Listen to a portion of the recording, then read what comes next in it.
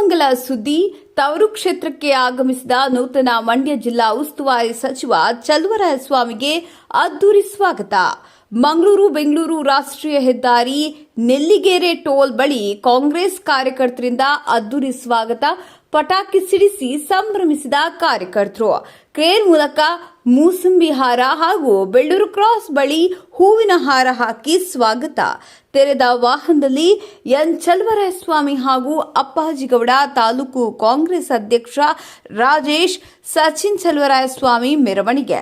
ನೂತನ ಸಚಿವರ ಆಗಮನ ಹಿನ್ನೆಲೆಯಲ್ಲಿ ಸುಮಾರು 1,000ಕ್ಕೂ ಅಧಿಕ ಬೈಕ್ ರ್ಯಾಲಿ ನೆಲ್ಲಿಗೆರೆ ಟೋಲ್ ಹತ್ತಿರದಿಂದ ನಾಗಮಂಗಲ ಪಟ್ಟಣದವರೆಗೆ ರಸ್ತೆ ಉದ್ದಕ್ಕೂ ಸಾಗಿ ಸಚಿವರನ್ನ ಸ್ವಾಗತಿಸಿದರು. ನೂತನ ಸಚಿವರನ್ನ ತಾಲೂಕಿನ ಅಧ್ಯಕ್ಷರು, ಕಾರ್ಯಕರ್ತರು ಸಡಗರ ಸಂಭ್ರಮದಿಂದ ಸ್ವಾಗತಿಸಿದರು.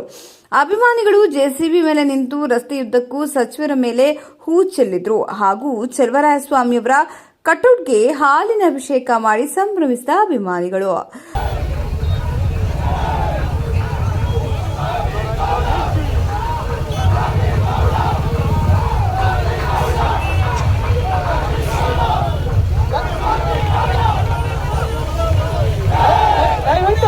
ವರದಿ ತರುಣ್ ಕುಮಾರ್, ಚಾಮುಂಡಿ ನ್ಯೂಸ್, ಮಂಡ್ಯ ಜಿಲ್ಲೆ.